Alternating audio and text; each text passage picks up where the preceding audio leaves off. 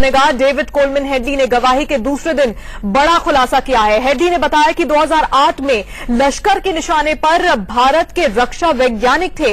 Headley ने बताया कि दिसंबर 2007 में मुजफ्फराबाद के लश्कर हेडक्वार्टर में एक बैठक हुई थी जिसमें अबू कासा, साजिद मीर और खुद वो भी मौजूद था। इस बैठक में मुंबई के ताज होटल का फोटो दिखाया गया था और लश्कर के निशाने पर 2008 में होटल में होने वाली रक्षा वैज्ञानिकों की बैठक थी, लेकिन लश्कर का प्लान उस वक्त फेल हो गया था। इसके अलावा डेविड कोलमैन हेडली ने बताया कि 2002 में वो लश्कर से जुड़ा था। 2004 तक उसने अपनी ट्रेनिंग पूरी की थी। इस दौरान जकीउर रहमान लखवी और हाफिज सईद से वो मिला था। लगातार दूसरे दिन हेडली की गवाही जारी है और आज भी कई बड़े खुलासे डेविड कोलमैन हेडली ने किए हैं।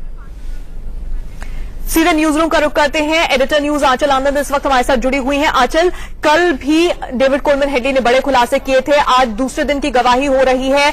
अब हाफिज सईद को लेकर, आतंक की फैक्ट्रियों को लेकर मुजफ्फराबाद में कैसे बैठक हुई, कैसे प्लान बना, ताज होटल की फोटो दिखाई गई, कई बड़े खुलासे वो कर रहा है। लेकिन अब सबसे बड़ा सवाल यह है कि जब ये सबूतों को इकट्ठा कर कर भारत एक नया डोजियर पाकिस्तान को सौंपेगा, तब पाकिस्तान क्या कार्रवाई करने पर मजबूर होगा?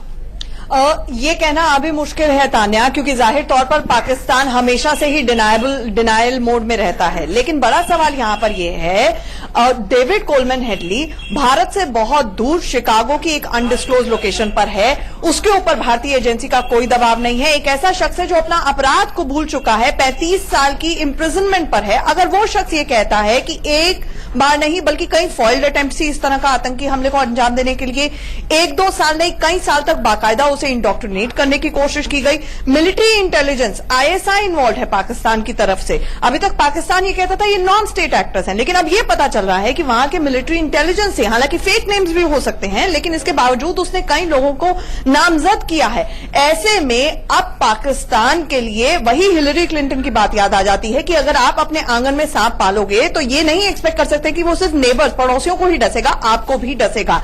आतंकवाद के खिलाफ क्या एक नॉन स्टेट एक्टर्स है या वाकई एक स्टेट पॉलिसी पाकिस्तान की बन चुकी है, ये एक बड़ा सवाल है। इसीलिए भारत एक नए सिरे से डोजेस जरूर देगा, लेकिन इस बार डिनाई करना पाकिस्तान के लिए बेहद मुश्किल होगा तान्या। वो इसलिए क्योंकि एक जिंदा सबूत है डेविड कोलमैन हेडली, और ऐसा सबूत है जिसको कोई पार्ट भारत की तरफ से नहीं पढ़ाया गया है। वो तोते की तरह गाने गा रहा है। 250 से ज्यादा सवाल हो चुके हैं और कई अहम खुलासे होने बाकी हैं तान्या। बिल्कुल, क्योंकि आंचल नामों के साथ वो खुलासे कर रहा है, कब वो किससे मिला, किसने क्या कहा, हर बात वो सामने रख रहा है। ये बहुत अहम सबूत है भारत के पास इस वक्त पाकिस्तान को घेरने के लिए।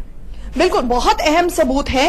एक बात ये भी देखने वाली होगी तान्या, क्योंकि आने वाले वक्त में, अब जैसे दूसरा दिन है आज, और कई सवाल उससे पूछे जाएंगे। भारतीय एजेंसी ये जानती है कि कई ऐसे नाम हो सकते हैं, जैसे कि पाशा का नाम लिया गया, वो एक फेक नेम हो सकता है, लेकिन ओवरऑल स्टेट पॉलिसी पाकिस्तान की क्या है? अगर डिप्लोमेटिक स्तर पर भी बातचीत की जाए तो पठानकोट हमले में भी यही हुआ घूम फिर के, अंततोगत्वा यही होता है। पाकिस्तान ये दिखाने की कोशिश करता है कि वो एक्शन ले रहा है, फिर कहता है, हाथ खड़े कर देता है कि हमारे पास सबूत नहीं है।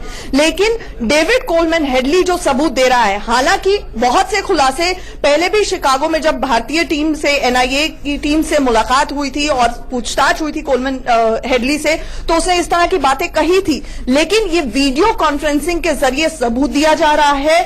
ऐसे में अबू जुंदाल के खिलाफ उस ट्रायल पे अफेक्ट करेगा सबूत दिया जा रहा है जो कसाब का हैंडलर था।